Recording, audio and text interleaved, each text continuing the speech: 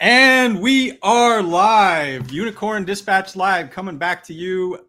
I don't know how often we do these. We do these at least once a month, whenever I can figure out how to do it, when I'm not living on an airplane.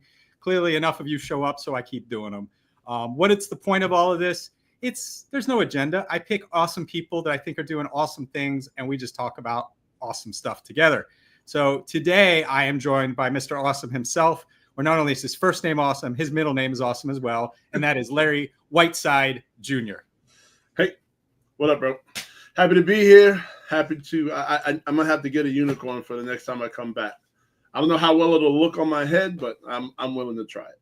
What's your t-shirt size? I'll hook you up with a t-shirt the next time I see you. All day, extra large. All day, extra large. Keep that going. Keep it extra large. Don't get that XXL. No. No, I'm in the gym a lot for that specific reason. Well, you're looking good, bro. For those of you at home going, how do I get a unicorn shirt or some unicorn swag? No problem. Participating in today's webcast with a great question or a great comment in the chat will enter you into a raffle at the end where we will pull one lucky winner who will get to pick something. For those of you who are going, I never win anything, no problem. We have a swag store called swag.scythe.io. You can get unicorn stuff, and all of the proceeds go to charity. So we are saving the chubby unicorns. We partnered with a conservation fund that helps endangered rhinos. So anything you buy from the store, thank you, Daphne, for putting it in the chat, swag.scythe.io, goes to charity. In the meantime, unicorn lists or not, we got Mr. Awesome here to talk about what is he seeing in industry. Well, let's start with my favorite question to begin everyone off, which is what mistakes in life, Larry, led you to this moment? Why did you throw it all away to become a CISO and then join a crazy webcast like this? You know, that's a very interesting way to put that question, because most people are like, how did you become a CISO? But to your point, right, when you look back on the journey that is your life, sometimes, like most people, let me put it like this. So I've got a personal board of directors. A lot of them serve very different roles, but I have 4 women who have taught me about being strategic, and I've never been very strategic as it comes to my own personal life choices. I had no plan on getting into the role of CISO. It wasn't something I anticipated. It wasn't something I did. The one thing that I loved was being a leader, right? And so I'm an ex-military officer. I played college basketball. I did all these things, and I was the captain of all my teams. And so for me, being a leader was something that I enjoyed doing. I enjoy the aspect of mentoring and helping other people grow. And so coming out of the military, when I got into roles, it was, well, what in this thing called information security, because I'm old, it wasn't cyber yet. Like cyber command wasn't a thing when I got out. It didn't even exist.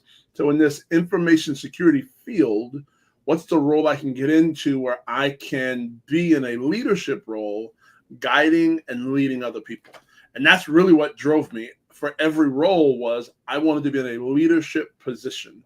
And so it wasn't even seeking a CISO role. It just happened to be that the first few roles were CISOs when I got out. And that just continued. Well, it's like once you're at the top of the food chain, not being at the top of the food chain is sort of not a thing anymore. So I just continued to do that over and over and over and over until the point I was like, yeah, I don't think I want to do this anymore. So which got me to where I'm at today with Confide. Okay, so what are you doing with Confide? So Confide is a VAR, right? And I know VAR is a dirty word in our industry, and it's a dirty word for a reason. Hey, I'm a vendor. I'm a dirty word too. Yeah, but here's the deal, though. So the challenge that you and I both face is overcoming the stigma associated with the dirty word. Right. And the reason that I built Confide is for the single sole purpose of recognizing a couple of things. Having been a CISO many times as I have, the CISO's at risk. Right. And so because the CISO's at risk, I recognize what the difficulty of that role is and why we need to protect it.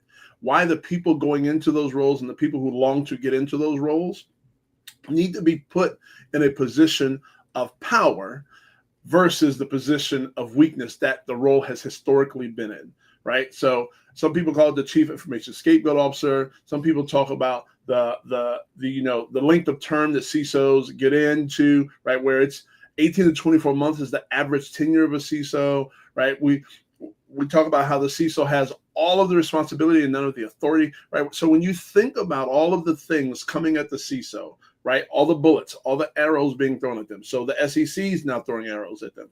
Vendors are throwing arrows at them because everybody says, oh, I need to talk to the CISO. You actually don't. Go talk to the CISO's team, because the team is the one who's actually going to make the decision. The CISO is just the one who's going to sign the check.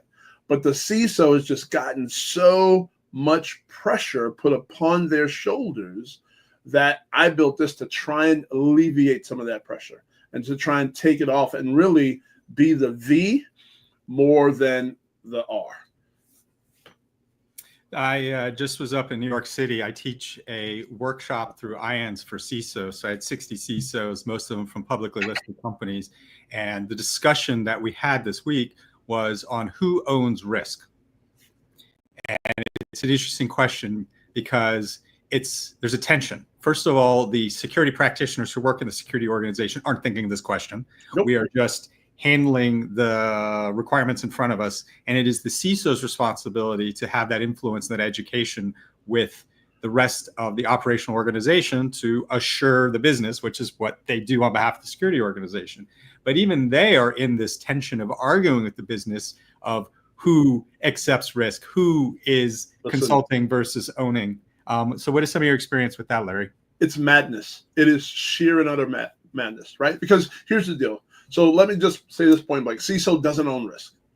And we don't own it because at the end of the day, we don't own data. We don't own the systems that are governing and we'll say processing all of the things, all the transactions. We don't own those systems. We don't have a P&L. So for the businesses that are making money, for the businesses that are generating revenue, they then have to own the risk associated with it. The challenge is they don't understand risk.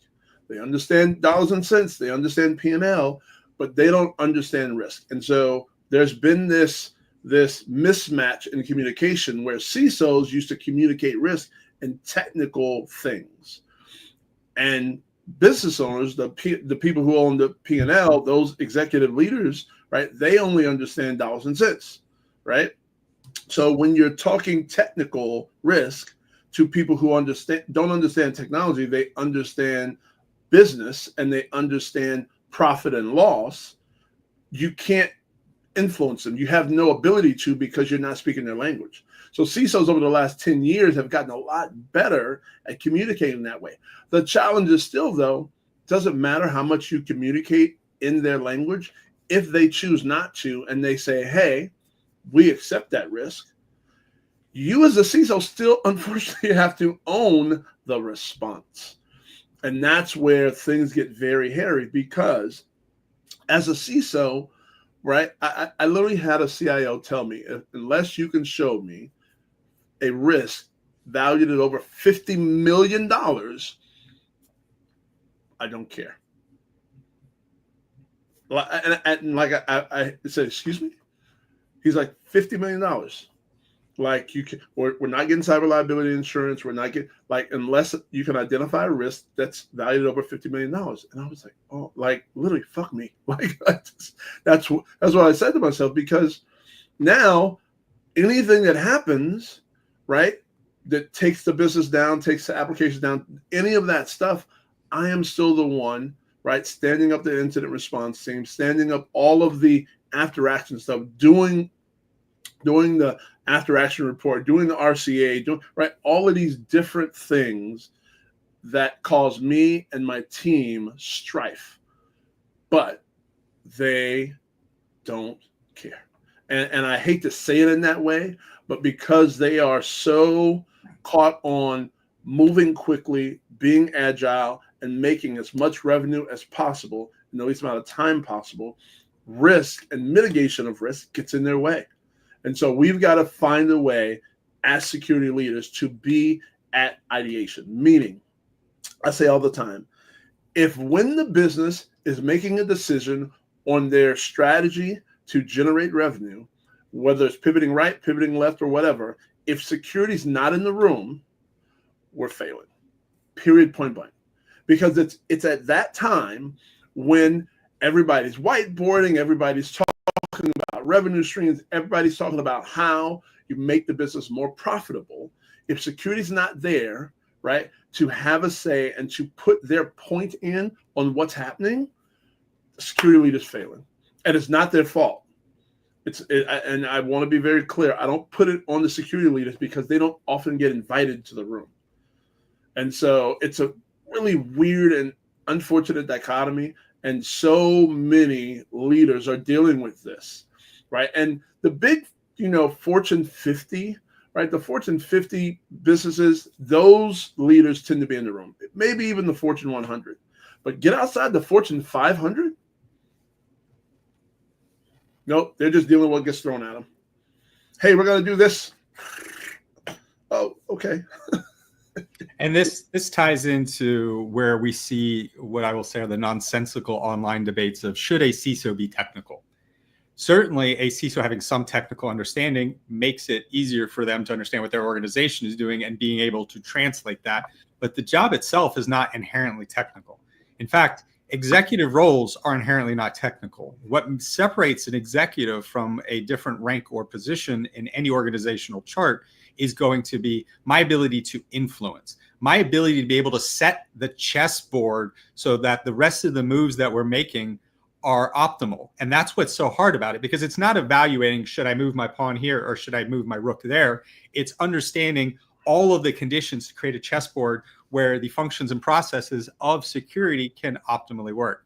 And so from that, I'm going to tie this into our first awesome question, which are, what are common mistakes do beginner level CISOs face when working for any organization? And I see two with the CISOs that I work with. The first is everybody's desperate for metrics. Particularly in cybersecurity, we're desperate for metrics because we work in an unsolved space. And by definition, you can't measure something in a space of infinity. And so we grasp onto any numbers that we can because we want to look like big boys and girls, just like the rest of the business is able to. They're able to talk in P&L. They're able to talk in operational metrics that mean something and everybody can follow. And so that's that first part, is realizing your job is influence. And influence doesn't happen in meetings, which is the second point that I want to make. You make that influence by building those relationships with folks. So by the time you get to the meeting, whether that is a board meeting, whether that is a C-suite meeting, whether that is some other leadership level meeting, the conversations and the education that you've had, that can't happen in that meeting. You've already done it. And now you know the outcome of those meetings. So you're not frustrated explaining why that cybersecurity metrics, why we're doing vulnerability management to a board director, because you've already lost if that's what you're having to spend your precious time with in the room. And as a CISO, you don't have a lot of access to that level. In fact, most CISOs don't report directly to the board. Most CISOs report to another C-suite member who may even be presenting their information to the board on their behalf. So it is such precious time to get as a CISO individually with those key leaders of influence to being able to set the chessboard. 100%. So it's interesting you say this, right? So the spheres of influence of a CISO will correlate directly to their ability to get things done, period, point blank, right? And so to your point, right? So you typically have the CEO and their executive leadership team, right? That's all the CEO's direct reports. Then you have what's called the senior leadership team, which is then the next level down from that, right? And sometimes a CISO will be in the SLT. Far fewer times they'll be part of the ELT. But many times I'm finding that they're actually not even in the SLT, right? Because what is the SLT, Larry? The senior leadership team, right? So they're not even in the senior leadership team, I'm finding in many occasions. And so it's their sphere of influence is so skewed. And what happens is, to your point about metrics, when everybody is presenting their operational metrics, everybody else's operational metrics directly correlate to the bottom line of the business. Even HR, right, where HR is not a profit, they don't have a P&L, but because of hiring, right, because of the things that they report on from an operational standpoint, directly correlate to budget, because that allows or doesn't allow people to build out their teams the way they need to. those metrics, those operational metrics mean something to the P&L drivers. Guess what? Cyber is one of the only areas where the operational metrics that we gather don't have a direct correlation to P&L. So what we've got to do is we've got to find what metrics can we capture that are going to correlate to P&L. So what I do and what I tell people is, don't necessarily just focus on metrics, your operational metrics as a cyber leader, right? Go out and create relationships, to your point, with the executive leadership team, understanding how they drive P&L, what metrics they are capturing, and then figure out what metrics you can put together that directly correlate to their operational metrics. Because if you can understand A, how their bonus, B, how they make money, and you can drive and create some metrics that are going to align to those things, you're going to be a sweet spot for them. And they're going to care about the metrics that you generate. And you're going to be able to have meetings outside of just at the ELT when all of the executive leadership team is together. You're going to be able to have one-on-one quarterly meetings. And I've always tried to do that. And that can be broader than metrics, because it's basically, what are your operational priorities? At the end of the day, the reason we have information technology is it allows modern business to scale. This is the reason that we can compete around the world. This is the reason that we can work remotely. This is the reason we can have offices in all these different places and still have a common company execution of our mission. Yeah. So that's why IT exists, and security exists to assure that on behalf of those business objectives. And I'm emphasizing that point because we exist to support the real mission. We are a support function. And the real mission and those priorities are where the budget is, where the attention is, and is the reason we are in business. Yep. And so when we understand those priorities and speak that language and draft off of those priorities, now we naturally align. So don't just think in terms of metrics, think in terms of operational execution. And that's how we're aligning to what the priorities are in the business. And then that will make us more naturally a part of what's happening, as opposed to the playing catch up because we're over here trying to do our own thing with security. So I'll give you something that I've done very successfully in multiple roles. When I get the job as CISO, one of the first orders of business I do is to create relationships with every business leader and have a quarterly meeting with them, right, where I am ensuring they know me and that I know them. I'm having conversations, right, about their kids, right? Oh, I see. Are those your kids? Right. I'm having all of these personal conversations to try and gain some connectivity with them. The other thing I do is, to your point. So I mentioned the metrics, and metrics are not a mandatory thing, but I try and gain an understanding of what drives their business and what's important to them. How are they bonused? How are they incentivized? Everybody wants to make more money. It's just the human condition, right?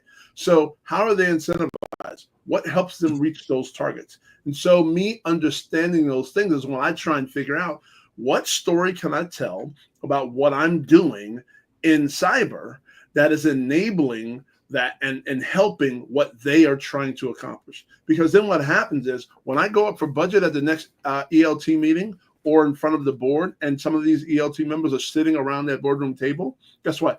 I've already got champions, because they understand the things that I'm presenting and asking for, how that directly correlates and is going to help them, because I've already had the conversation with them. So kind of taking this a different direction. So part of that ties into our reporting structure, because reporting structure establishes accountability, roles and responsibilities, rank for independent execution, budgeting, resource management. And I want to take this question broader than the question that Brad asked. So Brad's question is, what is your preferred reporting structure? Who should the CISO report to? We just lost Larry. So this is why we work in security, folks, because we're not very good at IT. So when Larry figures out how to reconnect to his computer, we will continue this with him. What just happened? You're back. I was just making fun of you. So don't worry. It's me being me. Remember what I said? This is why we work at security, because we suck at IT. So thank you for proving it. Yeah. Or ransomware. Or spam, this thing that, I don't know if you saw the recent post I did. No, what was your post? A lineable thing.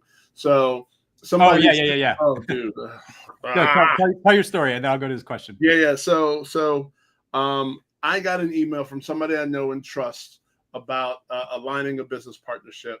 And so I was like, oh, okay. And so I clicked on the thing to join this thing called Alignable. What I didn't know and what I missed, apparently there was a checkbox somewhere to enable or disable. And of course, it was pre-checked it to connect to your inbox and email all your contacts. So I immediately began getting people texting me and, hey, is this real? I'm like, what are you?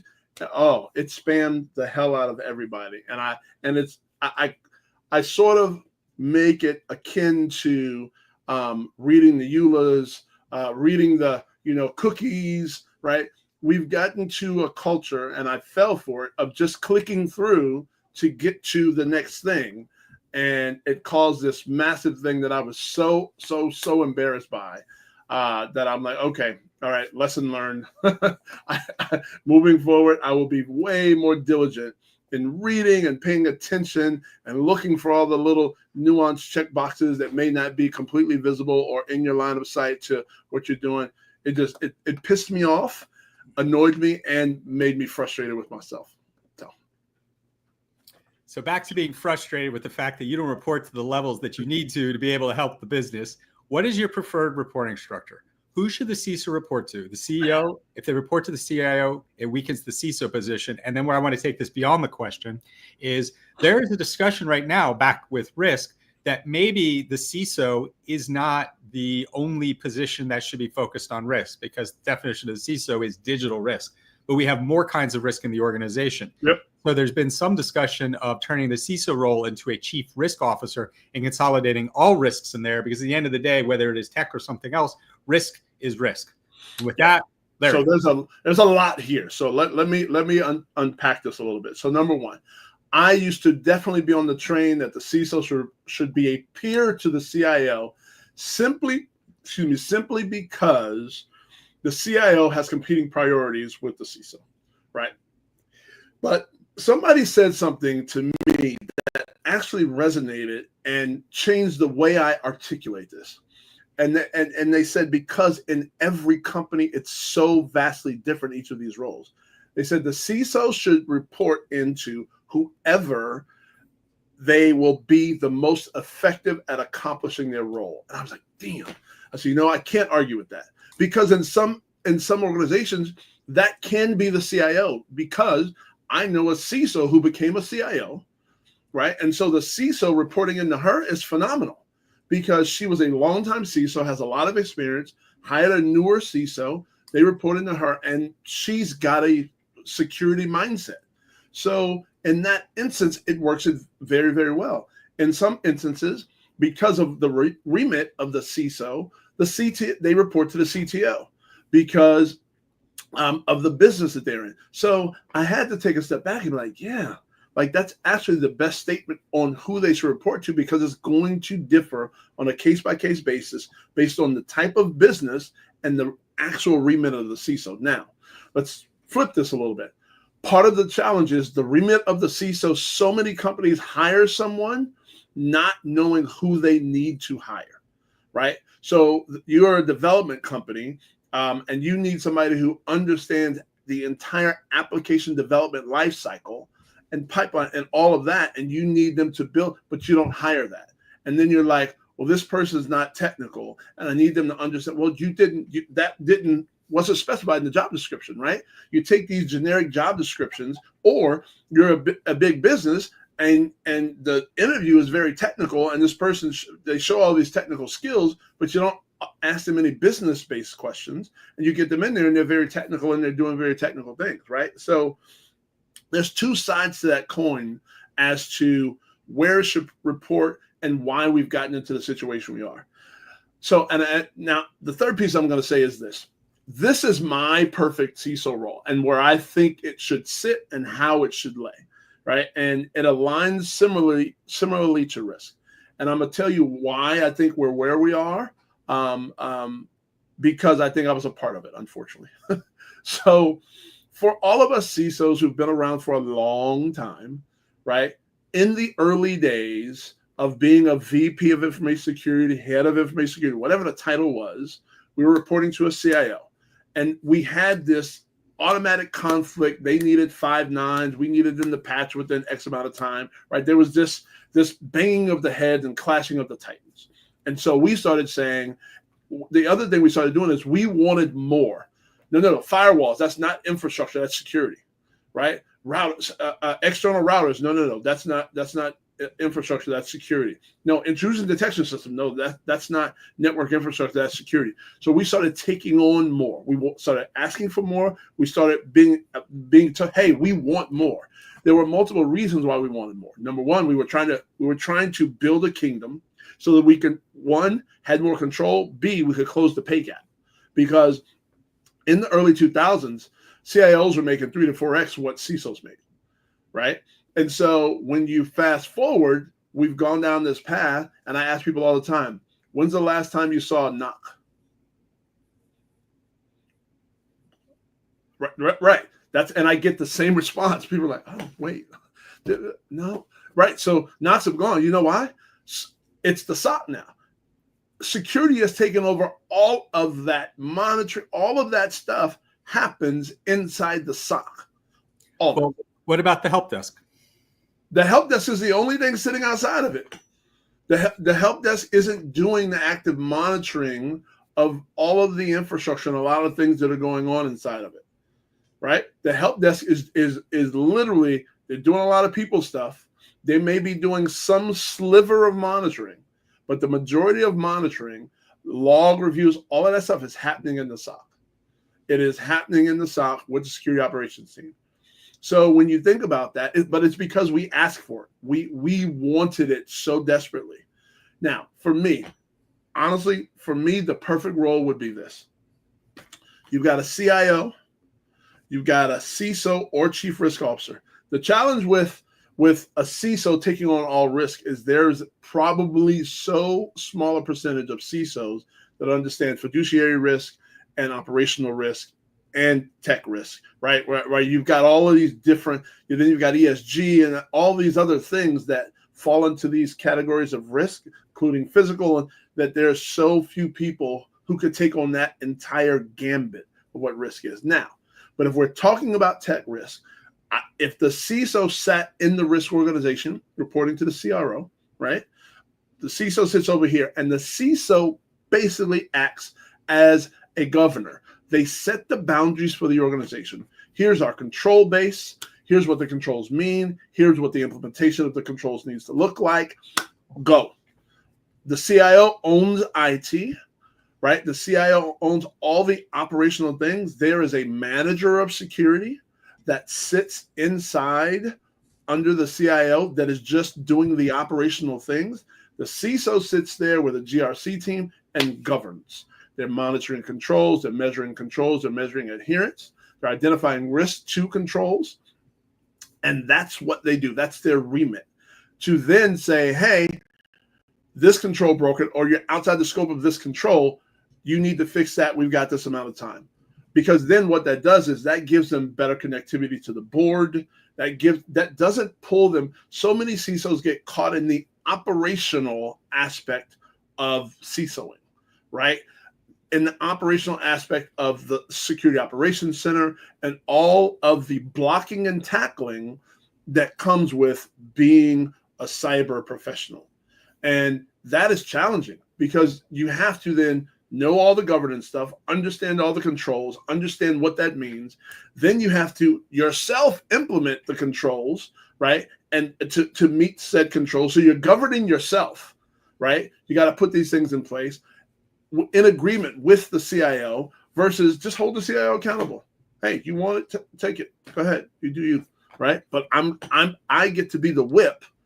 Well, that's probably a bad term. I get to be the one. You can whip, you can nay. Right.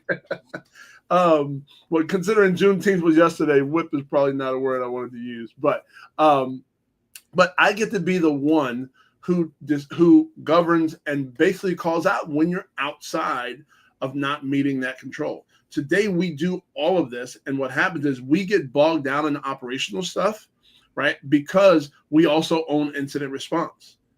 right? And so there's a lot of remit to what the CISO has today that I think if they carve some of that out and just put that back in IT. But what's happened is the CIO's gotten smart. CIO companies are starting to say, hey, CIO, go to the business. You're now chief data officer. You're now chief, right? And so now CIOs have gone out and they're just in the business facilitating things. And then they've given infrastructure to security. I know so many CISOs who call themselves chief infrastructure security officers because they own everything, all infrastructure, all data, all things. And so now, they've gotten to the point of, oh, well, now I've got control. Well, great. Guess what? The CIO still makes double what you make, but now you own everything and you're doing everything. How is that okay? Right? Like I struggle with that a lot. And I have this conversation quite a bit, how the CIO has gone and stepped off to be this great business leader who's enabling the business. And we've been stuck taking care of the kids. Which leads into a good question of, has there been any conflicts with the separation of duties with this structure? And how do we handle that? So here's the thing. So honestly, I've not seen any conflicts with the CIOs taking on infrastructure because now they have the ability to say, no, we are going to patch this frequently. We are going to have this downtime. These things are going to happen because they are important. But they then also have to build the structure, right, for the backup so that when you are taking it down, they've got to worry about and build out the entire component of structure of what does admin control look like on laptops, right? What is, when you do take downtime, how do you force reboots across? These are things that CISOs used to not have to think about. But now that you lead infrastructure, you've now got to think about all these more deeply technical components beyond that are operational technology type, well, not OT, but technical operations, right? And the functions of reboot and all of these different things that were outside of your scope before. You used to just say, hey, we need to push these patches, high at this time, critical at this time, and then medium and low at this time. Go IT, make it happen. But now you own infrastructure, you own change management. Oh, who thinks that is fun? Nobody. Right? Like, so you've got.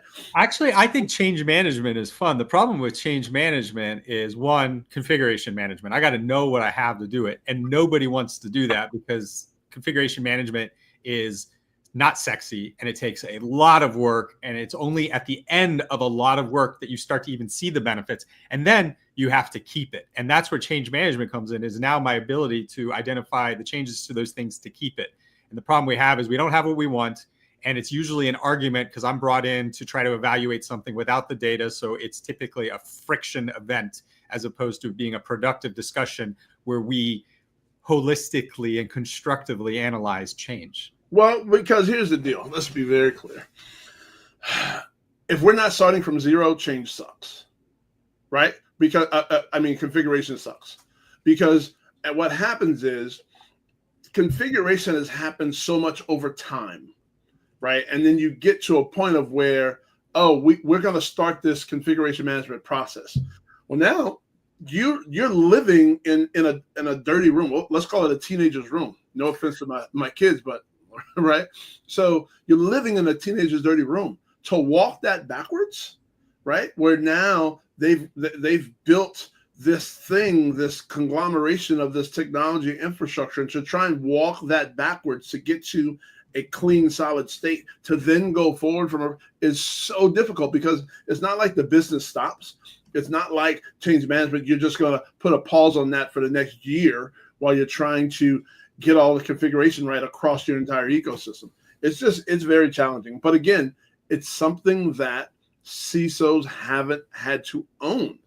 So when they're being handed all of this infrastructure, right, they've now got to hire network people. They've got to hire a bunch of different types of people to run infrastructure that didn't formally report into the CISO because they weren't security. All right. So moving that one and adding in this question. So I thought this was interesting. So John Kindevag the creator of Zero Trust. I think Zero Trust, artificial intelligence, and anything to do with MITRE ATT&CK are mandatory disclosures, or else we get fined for not saying them. So Zero Trust is particularly interesting because it was identified by name in an executive order from the White House. And so for those of you who, before you roll your eyes and be like, White House or politics, just consider the statement of the President of the United States' office stipulated Zero Trust. Think about that. The POTUS said, this is a cybersecurity thing we care about. The fact anything cybersecurity is mentioned at that level is a substantial sea change in our humankind and country and leadership's view of this overall thing. So creator of Zero Trust says we should be talking about danger instead of risk to the C-suite to get results. So what do you think about framing either the vocabulary or the idea for engagement? So it's interesting. So when I think danger, the word danger to me is Danger Will Robinson, right? That phrase always comes to mind when I think of danger. If we're a professional podcast, this is where I would be able to quickly say Danger Will Robinson and play like the right. The soundbite. Sorry, we're not that fancy. This is amateur as it gets. So I get the premise, right? Because risk is so nebulous from the standpoint of you've got levels of risk. The word risk doesn't invoke immediate action, right? Like, so danger is like, wait, because danger aligns to threat, right? A danger to someone means there's a threat to, like, those two things more closely aligned. Risk is like, it's a risk, like it might happen, maybe. So I get the premise. The problem is danger doesn't correlate across the rest of the C-suite. It just doesn't, right? You will never hear a CFO talk about dollars and cents and danger, right? Danger to the business. It's not, and so risk. The reason risk was likely chosen is because it is a word that is synonymous across every business unit, right? What's the risk to the P&L? What's the risk to losing that deal? What's the risk, right? And so, yeah, I don't know how we would frame that and then measure it, right? Because again, risk is more of a business-based term and one that everybody utilizes. So I go back to something I tell everyone. Your company is a unique snowflake. For all of you who know my sarcastic nature, you're like, oh, he's being sarcastic. I am not. Your company is unique. It is a unique combination of people using certain assets, which have certain tools, which have a certain mission. And that's constantly changing. It's part of what makes security so hard is whatever you've earned is now a constant fight against gravity because the organizations continue to shift, which means your security has to continue to adapt to it. And I'm raising that foundational concept because the language that we use is going to be contextual. So understanding your organization's culture can dictate the language, the words, the phrases, the ideas, the allegories, the metrics even that we use with each other. One of the people I teach with is Summer Fowler. She's the CISO at a autonomous truck company. And she presents to her board with her CISO presentation. She uses a heat map. Now, she personally doesn't care for heat maps, and I don't personally care for heat maps either, because I think they're overused and, more importantly, improperly used. Yep. But she uses a heat map because it's what her leadership organization understands.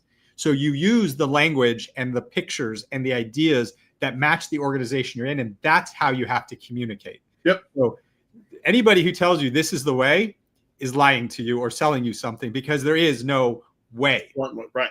There are a lot of ideas, and we share these ideas. And one of the reasons I share perspectives with folks like Larry and others is because that helps give you more experiences and more tools in the toolkit to be able to handle the problems that you're going to at home. And that's going to lead to the follow-on here, because I'm going to put the finger right into Larry's chest, right? Larry is standing on behalf of an organization. Larry took this role from, as he said in the beginning, because he wanted to step into leadership. Well, leadership has three components. The one we all think of naturally is managing down. The next one is managing up. And then the third, where I see most CISOs failing, is, as Larry's pointing out, is managing your peers and what your peers do. But here's where I'm going to put the finger in Larry's chest, because I don't think his fellow CISOs are doing a good enough job of educating down on what they do. I think most practitioners don't know what a CISO does. They don't. I think most folks don't understand what Larry actually does. That's part of why I wanted to have this conversation, was to pull that back. But now I want to put the finger in Larry's chest on that. Larry, how can we be better about sharing, and what should we be sharing for folks to understand what we do, so we all combined, because it is a team sport, are executing the best security support we can for our organization? So I love that you asked this question, because number one, it is wildly important for every member of your team in cyber to understand, all the way down to the junior SOC analyst, to understand how what they do on a daily basis contributes to the overall mission of what the organization does, right? As a CISO, you have a responsibility to ensure that you are having these dialogues. Now, when your teams get very big and unwieldy and global in 100 different countries and that type of thing, which I've had, I get it.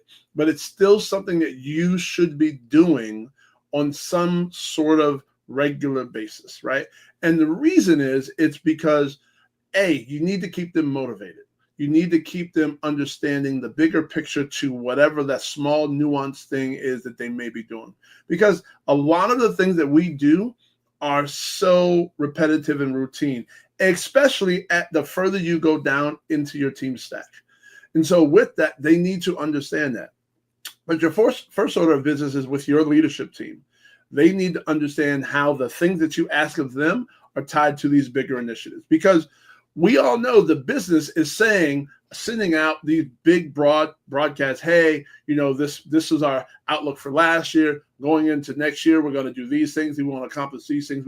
So what I call the big rocks. So the company is always putting out the big rocks to the entire company. But you then in security have to pull that string down and to help your entire team understand your play and how you're helping to push and form that big rock going into the next year. What things are you going to change aligned to those rocks?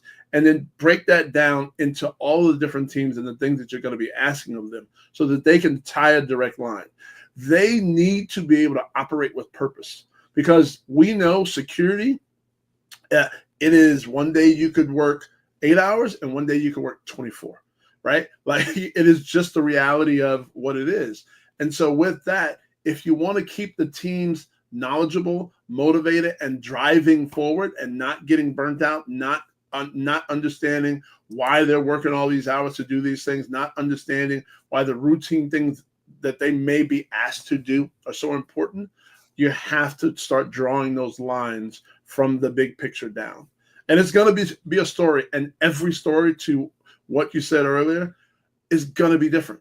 Every story is going to be completely unique, because even though your team may be structured just like your friend's team at another company, your businesses are different. You've got different leaders in different places. You've got different people with different needs and different understandings. So you're going to have to find a way in your own unique language to pull that string and drive and connect those dots for people.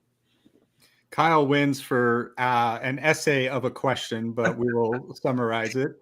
Both of you bring a military background to the cybersecurity space, and I've noticed that many CISOs and cyber leaders today share that foundation.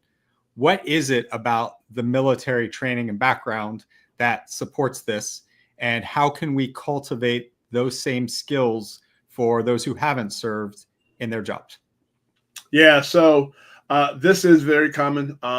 There are a lot of former military members and leaders. And at the end of the day, one of the things with the military that is common, regardless of what service you went into and what branch you went into, or what rank you achieved, right? Whether you were enlisted or officer, it's service before self.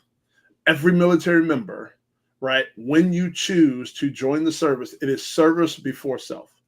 And that's important in cyber, because in cyber, just like we were fighting the war and we were fighting against, enemies that were foreign and domestic, and ones we couldn't see and ones we could, it's the same thing in cyber. Cyber, those two things directly correlate to each other. So when we get into private sector, we have the same mindset of service before self, which is why we get so frustrated when we go into the business and we say, hey, these things are problems. here are risks. We need to deal with these things because they're going to have a negative impact on the business. And they're like, nah, we're good. It frustrates people, right? It frustrates CISOs because we're like, but you don't understand. This is important. And because as war fighters, right, we were taught like, no, when we see the enemy, we're going to put protections in place to mitigate the risk that the enemy brings to us. That's how we've been trained. That's what we've done. And so as it relates to how we bring that out, it's really lead by example. I can't say that since the military that I've gone through any specific training that has continued to foster that. It becomes your personality. And so as leaders, I think there's a responsibility that we have to lead not through our words, but by example and by the actions that we actually do inside of our organizations. If you go back to the companies that I've worked for and talk to the people that have worked for me, right? I as much as I love to run my mouth, right? The one thing that I always did was show up, right? I showed up on time, before time, but I always was a person of my word. I always said what I did and did what I said, right? And I think that sometimes becomes challenging when we feel that we are faced with these challenges above us. And so I was always transparent with my team, right? Nope, I couldn't get that budget. Here's why. I asked, this didn't happen. Yes, I know this is super important. The business said no, and your team would get really pissed because they know the operational headache that they're going to have to face associated with the risk that's not being mitigated. But you as a business leader have to demonstrate strength, courage, and knowledge in being able to say, yes, and, right, the business made this decision. Here's what we're going to do. I understand it's going to make you have to work a little bit harder. This is how we can offset that. It's just showing up for people and having the character, having and demonstrating the character that they need to continue to be inspired. One of the things that comes up with this in a pejorative way is the complaint about the militarization of cybersecurity, right? We have the kill chain, we have threat intelligence. And the reason for that is a lot of the bones of the cybersecurity discipline actually come out of the military, which is why you have those terms. It isn't geeks afterward trying to bolt things in. It's that those are the origin of those things. I had the privilege of getting to work with some of the smartest foundational, the OG of cybersecurity, and they came out of the Air Force Office of Special Investigations, because as we started to have computers and interconnectivity, we started to have computers and interconnectivity tied to crime. And so we then had computer crimes. And so the Air Force was very cutting edge on that. And then in addition, one of the things I will offer, so I think my military service is pretty well known publicly. What's less well known is my time in the intelligence community for obvious reasons. And I bring that up because the things you can do in government, you have the opportunity to do things you will never get to do in the civilian world. The things that all of my teams did, you can't do in the civilian world. They would be straight up illegal. And the technical skills that you do, there's no reason you would ever explore the extent of those technical skills because there is no commercial purpose for it. So the advantage of government is that you get to do things you will never get to see or do. You get to truly understand a phrase that I believe is overused, which is the art of the possible, because you get to go do the possible in support of a mission. Right. The second part is when we see all of these people, well, again, back to the origin of this discipline, which is not that old. Modern cybersecurity is 25 years old. Yep. 2000 plus or minus is when firewalls became commonplace. Before then, your network wasn't really different from my network. Sorry, you wanted to jump in? Yeah. So firewalls really started back in the early 90s. And I'll tell you a quick story, right? And this was my sort of being thrown in. So back in 94, when the Air Force was coming up with the defense in depth methodology, I bought checkpoint firewalls, right? And so I bought checkpoint firewalls. And I remember this because you brought up OSI. So Air Force Office of Special Investigations. So I bought checkpoint firewalls late 94, early mid 95 sometime. And they were one of the first Israeli cyber technologies, right? So I bought it, and I'll again never forget $50,000, right? That was a lot of money back then. That was a lot of money, right? But prior to that, I was using Sidewinder, but Checkpoint was stateful inspection. It was the first stateful inspection firewall that we were like, oh my God, like this is going to be amazing. So I put these firewalls in. I was at Pope Air Force Base, and I had them in probably a couple of months. And literally, they came and confiscated them. Right? Air Force OSI came in. There was a threat that there was a back door in the firewall, and Air Force OSI came in, took every physical server that had been installed on, all boxes, all CDs, right? Like was it CDs, floppy disks? Like took everything, took everything associated with it and walked out. Like literally showed up to my building, right? This is what we're doing. Here's our badges. Here's the paper. Gone. And I was like, what just happened? It was the wildest thing. But you can imagine that happening today in private sector. Can you imagine somebody comes in and says, hey, there's a threat associated with nation state having compromised these things. We're taking this with us. We're getting up and we're walking away. It was one of those things, man, where I look back and I think about the difference between a lot of what you're saying about being in the military and being in the government versus being in the private sector. Yeah, it's information warfare was a thing. And I don't think people realize what information warfare actually is outside of the government.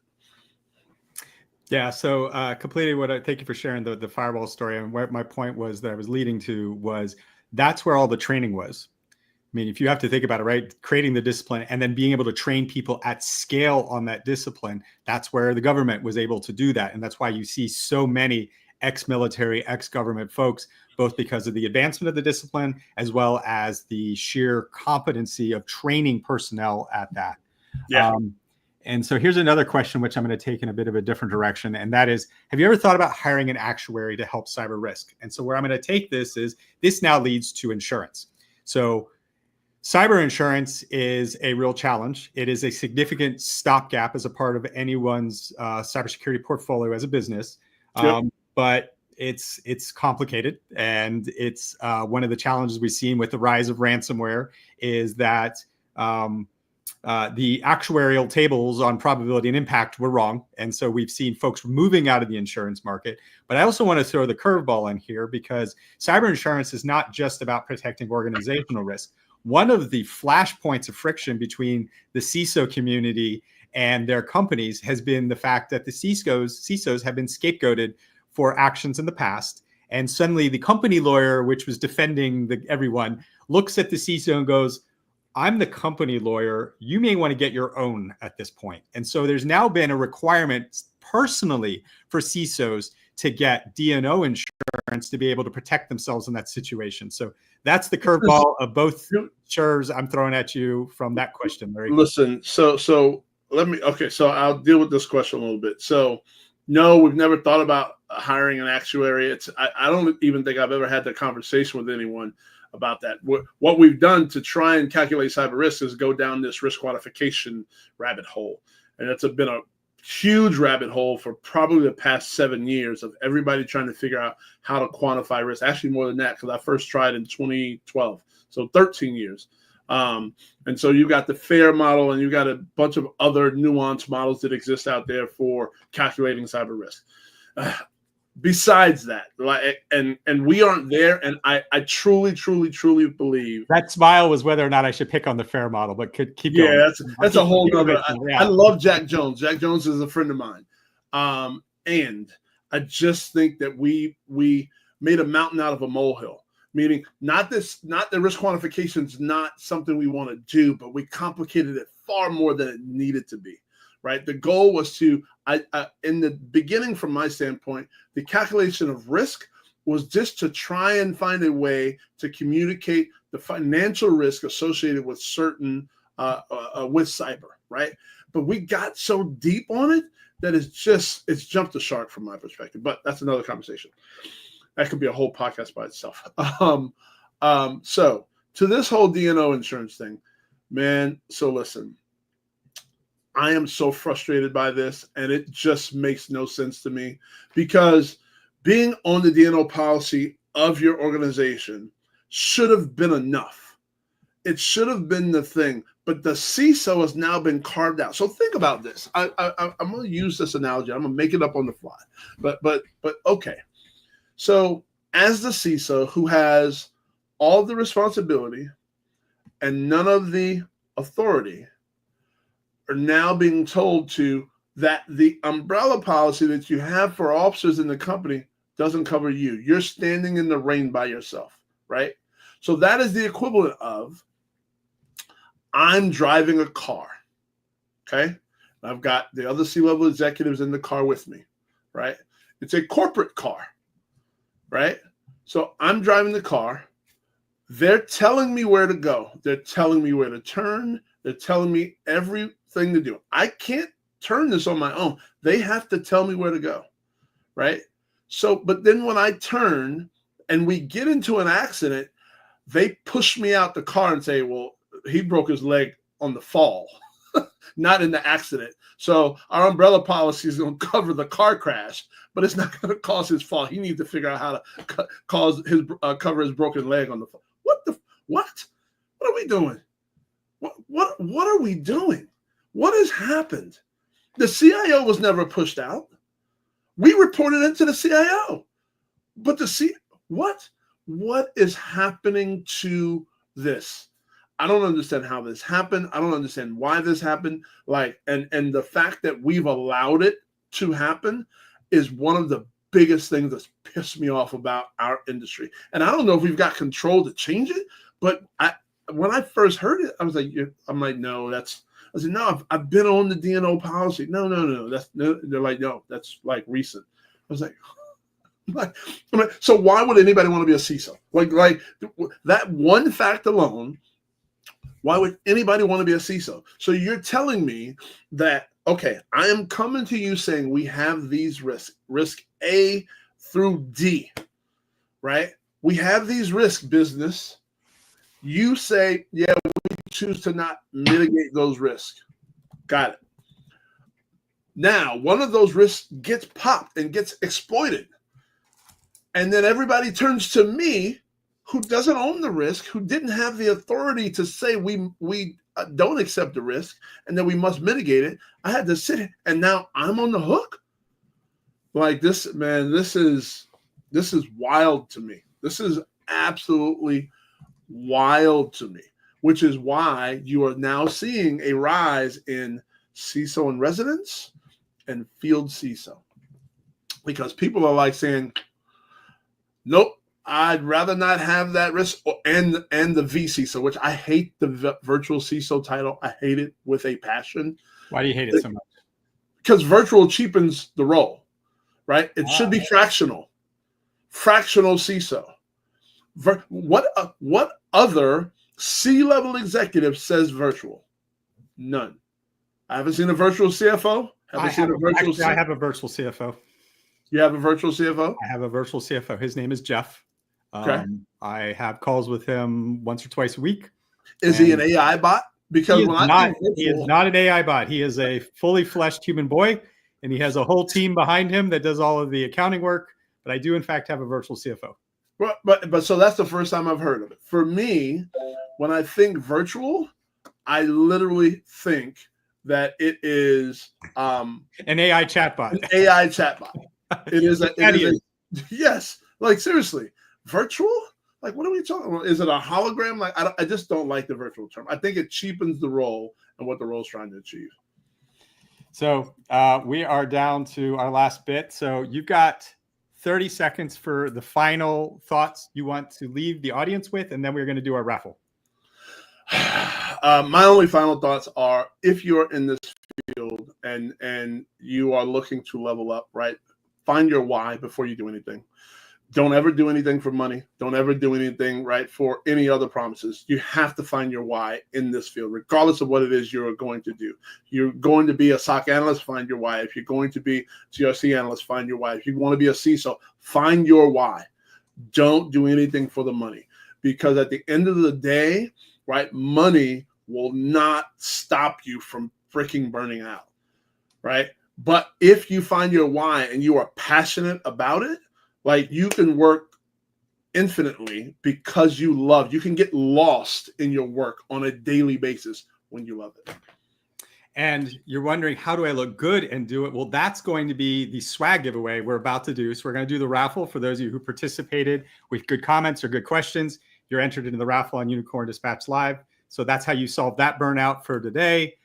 My final piece is the homework from today's session, right? Where I challenged Larry is the CISO community needs to do a better job of training and educating their own folks on what their role is, because that's how we all in this team sport do it better together.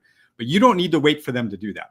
So go and engage your leadership, whether it's in the security organization or where you can out. Obviously, don't go bug the president, but you can go with your own moxie and build those relationships. So don't wait on the CISO and go get it for yourself. All right, we are going to do our raffle now. If I can find I'll just do the entire screen. That's easier. So I'm sharing the entire screen, right? Everyone, yep, that got crazy real fast. There we go. And here we go. Click to spin.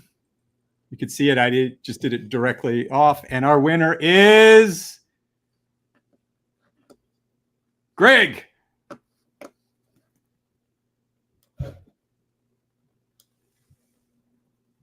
So Greg, stop sharing so that we can lose our LSD part there. So Greg, reach out to us directly. You will get a gift card for Unicorn swag that you can overcome your burnout with if you are not in a job that you like. That's all we can do for you on the show. Larry, appreciate it, and see you all. When's the next one? The next one's in a week and a half. Same thing. We're going to have great, awesome folks talking awesome things, and you get to ask them your questions. So make your questions awesome. Take care, y'all. Cool. Thanks. Later.